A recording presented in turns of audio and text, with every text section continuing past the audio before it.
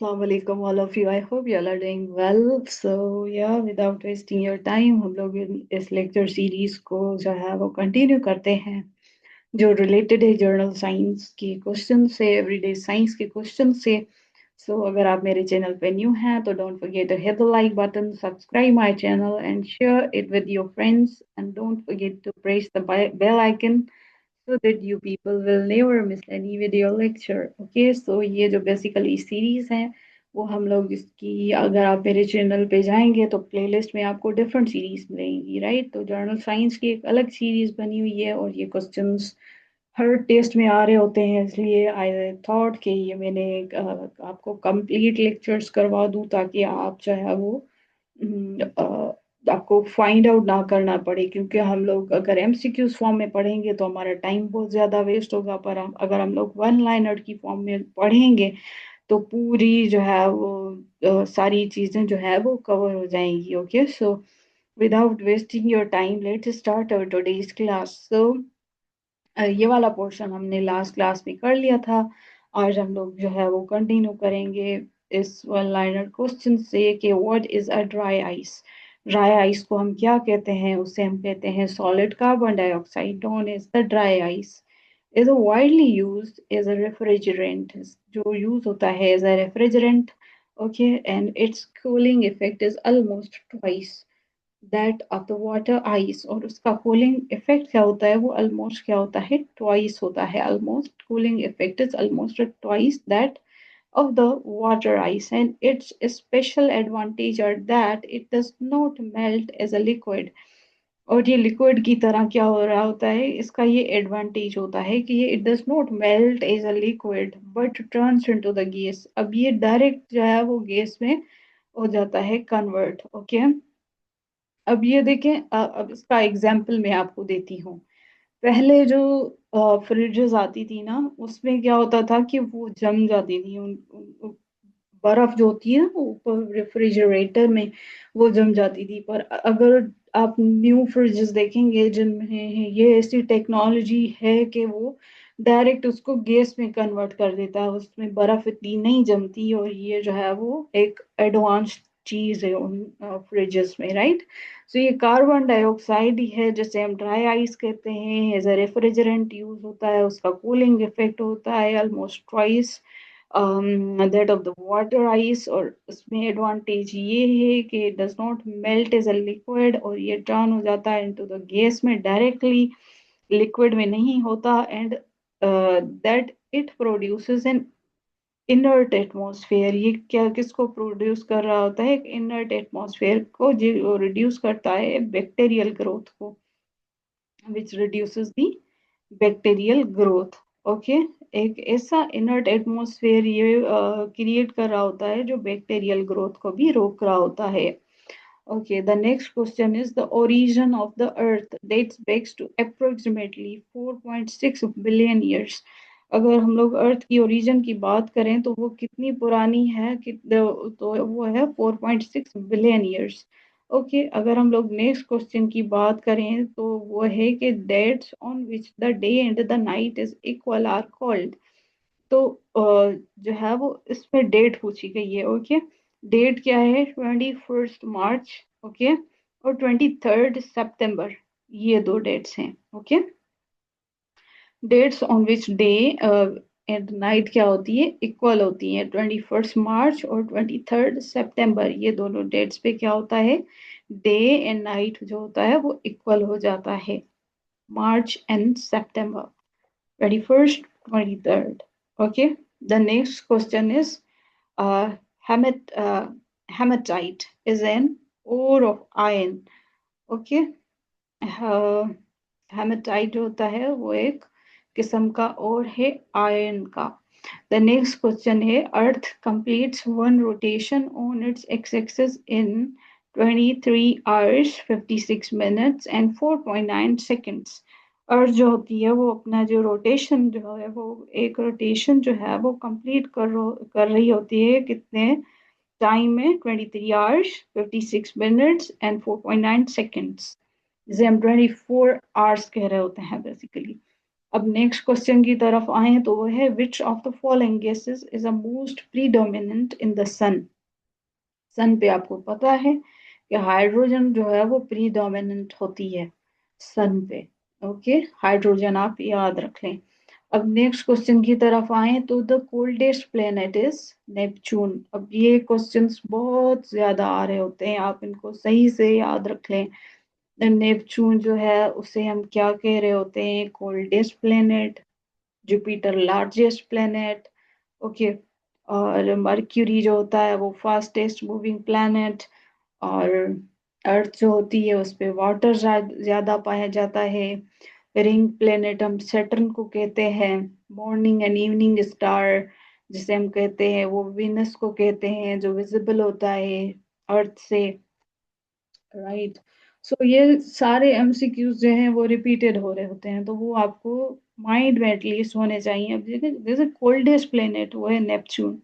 Okay, अब next question की बात करें तो cornea of the I is the only part of the body without the blood supply. अब जैसे हमने प्रीवियस लेक्चर में आई पे एक एमसीक्यू पढ़ा था कि कौन सा जो है वो आई का पार्ट होता है वो रिस्पॉन्सिबल होता है कलर ऑफ द आई, तो वो था आयरस।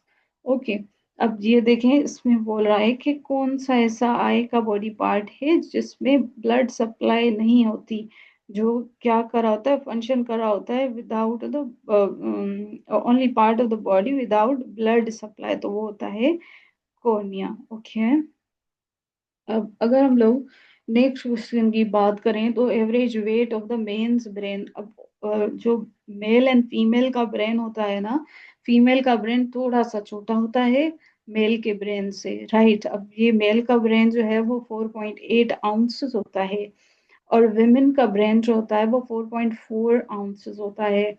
तो ये थोड़ा सा ही फर्क है, 0.4 का जो है वो आउंसेस का फर्क होता है। तो ये आप दोनों याद रख लें। ब्रेन में जो आता है ना वेट, उसकी बात हो रही है। मतलब मेल का होता है 4.8 आउंसेस मेल का, और फीमेल का होता है 4.4 ounces. Okay, the next question is the most common element in the atmosphere. अब एटमॉस्फेयर में पूछ रहा है, देखें ये मैंने इसलिए डिफरेंट कलर में हाईलाइट भी कर लिया था ऑलरेडी आपके लिए, ताकि आपको जो है वो एलिमेंट एटमॉस्फेयर में, नीचे देखें कॉमन एलिमेंट इन यूनिवर्स, अगर एटमॉस्फेयर में पूछे, अर्थ के एटमॉस्फेयर में पूछे तो वो होता है nitrogen, which is present at 78.8% by volume and 75.52% by mass. Okay, अगर हम लोग बात करें कॉमन एलिमेंट इन यूनिवर्स की तो वो है hydrogen. According to 90% of all non matter in the universe, कितना percent, 90% of all known matter in the universe, that is 68% by the mass in the solar system, 68%, 68% by mass in the universe। क्या इसमें बोल रहा है कि most common element in the universe. Okay, most common element in the universe is hydrogen according to 90% of all the known matter in the universe and 68% in the mass in the solar system, by the mass solar system। Okay, चलें जी। अब next question की बात करें तो वो क्या है, radium. Radium, radium was discovered by Marie Curie, Pierre Curie, Marie Curie Pierre Curie. ये जो है वो इन्होंने डिस्कवर किया था रेडियम। रेडियम इन लोगों ने डिस्कवर किया था, मैरी क्यूरी पेरी क्यूरी ने रेडियम डिस्कवर किया था। अब अगर हम लोग नेक्स्ट क्वेश्चन की तरफ आए हैं तो वो है railway engine was invented by Stephen. Stephen जो थे उन्होंने क्या किया था, रेलवे की इंजन जो थी वो डिस्कवर की थी, इन्वेंट की थी बेसिकली। क्या चीज, रेलवे इंजन। रेलवे इंजन जो है वो किसने इन्वेंट की थी, वो इन्वेंट की थी स्टीफनसन ने। ओके, स्टीफनसन ने रेलवे की इंजन इन्वेंट की थी। अगर हम लोग बात करें कि largest bone of the human body तो वो थाई बोन होता है। Okay, largest bone of the human body. अब ये भी पूछा जाता है कि जो नी के नीचे जो बोन्स होती हैं ना, उससे आई मीन जो बोन बोन होती है ना, दो बोन्स आपकी लेग में होती हैं, उस उनका क्या नाम होता है? तो जो एक बोन होती है आगे वाली टिबिया और दूसरी फेब्यूला। ओके, ये नेम्स भी आपसे पूछा जाता है। अब लार्जेस्ट बोन पूछा गया है ह्यूमन बॉडी में, तो वो है thigh bone. Okay, the proportion of the water in the human body is about 85%।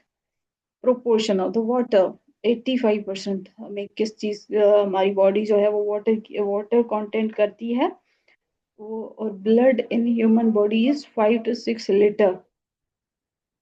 Okay, human body में जो ब्लड होता है वो होता है 5 to 6 लीटर्स। ओके, और 10% जो होता है वॉल्यूम होता है, टोटल वॉल्यूम इसका। 85% जो होता है ना वो होता है क्या? वाटर ह्यूमन बॉडी में। अगर हम लोग नेक्स्ट क्वेश्चन की बात करें तो कॉकरोच जो है वो is considered as an ancient insect of the world. दुनिया का सबसे ज्यादा पुराना एंशियंट इंसेक्ट जो है वो कौन सा है? वो है कॉकरोच। अब ये देखिए फिर से विटामिन पे क्वेश्चन आ गया, ये रिपीटेड है। विटामिन डी हमें सन से मिलती है, उसकी डिफिशियंसी से रिकेट्स होती है। विटामिन के जो है होने से ब्लड क्लॉटिंग होती है। विटामिन ए जो होती है अगर उसकी कमी हो जाए तो नाइट ब्लाइंडनेस हो जाती है। ओके, तो ये डिफरेंट क्वेश्चंस आ रहे होते हैं, तो ये आप जो है वो इन पे थोड़ा सा स्पेशल जो है वो फोकस किया करें, क्योंकि वाइटामिन्स हो, प्लैनेट्स हो, इन पे क्वेश्चंस तो आ ही आ रहे होते हैं। अब ये देखें रेकेट्स का पूछा गया है, जैसे प्रीवियस लेक्चर में हमने किसका पढ़ा था कि जो विटामिन डी जो बनती है, जो अल्ट्रावायलेट रेज जब आपकी स्किन पे पड़ती हैं तो स्किन में जो आपके ऑयल होता है वो कन्वर्ट करता है विटामिन डी की हेल्प आउट करने में, तो वो विटामिन बी बनाने में हेल्प करता है। फिर से विटामिन डी की डिफिशियंसी से क्या होता है कि बोन्स के इश्यूज होते हैं। रेकेट्स एक बीमारी है बोन्स की, वो हो जाती है। Rickets is the disease of the bones due to the deficiency of vitamin D. Sound will travel faster in solid. Solid में क्या होता है कि साउंड फास्ट से फास्ट ट्रेवल कर रहा होता है। Sound will travel fastest in solids. lack of oxygen at high altitude produces the bleeding। अब मोस्टली होता यह है कि ऑक्सीजन की कमी हो जाती है। कहाँ पे? अगर किसी ऊंची जगह पे गए हो कभी, जैसे सपोज करिए हाइट पे गए हो आप, नारायण गए हो, कागान गए हो, बाबूसर टॉप पे अगर सपोज आप चले थे। बाबूसर टॉप पे क्या होता है कि इतनी ज्यादा हाइट पे वो बनी हुई है कि आप जो है वो खड़े नहीं हो सकते ज्यादा टाइम के लिए, क्योंकि एक तो उधर हवा इतनी ठंडी लग रही होती है और दूसरा तो ऑक्सीजन की वहां पे क्या होती है कमी होती है। तो आप ज्यादा खड़े होते हैं ना तो आपको चक्कर आने लगते हैं। तो ये वही बात हो रही है कि भाई अगर लेक हो गया ऑक्सीजन का एट हाई एल्टीट्यूड, तो वो क्या प्रोड्यूस कर रहा होता है? वो ब्लीडिंग प्रोड्यूस कर रहा होता है। ओके, अब अगर नेक्स्ट क्वेश्चन की बात करें तो क्रोनोमीटर। अब क्रोनोलॉजी भी कहते हैं। Chronology is the study of जो स्पेसिफिक टाइम पीरियड्स गुजरे हैं, एरास गुजरे हैं, उसकी स्टडी को जैसे हम क्रोनोलॉजी कर रहे होते हैं ना, इसमें कह रहा है क्रोनोमीटर वो किस चीज को मेयर कर रहा होता है? Used to measure the time. Right, वो टाइम को मेयर कर रहा होता है while on the ship. Ship पे अगर आप ट्रेवल कर रहे हो, जैसे हम लोग ये भी तो एमसीक्यूज पढ़ रहे होते हैं ना कि अगर आप सपोज करें लैंड पे ट्रेवल कर रहे हैं तो किलोमीटर्स मीटर्स एक मेयर होता है यूनिट का। राइट, अगर अर्थ से सन का डिस्टेंस हम लोग देख रहे होते हैं तो वो किस पे देख रहे होते हैं? अ, वो देख रहे होते हैं अपना लाइट ईयर्स में। राइट, अगर हम लोग ट्रेवल कर रहे हैं बाय सी तो वो हम लोग किस में मेयर ऑफ यूनिट क्या होता है उसका? वो होता है नॉटिकल माइल्स। तो वैसे ही क्रोनोमीटर जो होता है ना वो टाइम को मेयर कर रहा होता है। जब आप शिप में होते हैं ना तो वो उस चीज के बारे में बता रहे हैं। अब हम लोग dental enamel is the hardest thing part in the human body. अब डेंटल एनिमल बेसिकली आप याद तो कर लें, पर अगर आपसे ये पूछे ना कि आपकी बॉडी में हार्डेस्ट जो है वो थिंग कौन सी है, तो वो आपके टीथ होते हैं। टीथ हार्डेस्ट होते हैं। राइट, तो वही बोल रहा है कि dental enamel is the hardest thing present in the human body. आपके टीथ ही होते हैं। Dental enamel is the hardest thing present in the human body. Okay, अगर हम लोग लास्ट क्वेश्चन है इस लेक्चर का, the density of the liquid is measured by. Liquid की जो डेंसिटी होती है वो हम लोग हाइड्रोमीटर में मेयर कर रहे होते हैं। हाइड्रो को तो आपको पता है, hydro means water and meter means जो मेयर कर रहा होता है। हाइड्रोमीटर जो होता है वो किसको, डेंसिटी ऑफ द लिक्विड को मेयर कर रहा होता है। जैसे हाइड्रोफोबिया कहते हैं हम लोग, मीन्स पानी से डरना, राइट। और अगर किसी इंसान को डॉग ने बाइट कर लिया तो रेबीज होती है और हाइड्रोफोबिया होता है, तो ये भी क्वेश्चंस पूछे जाते हैं, राइट।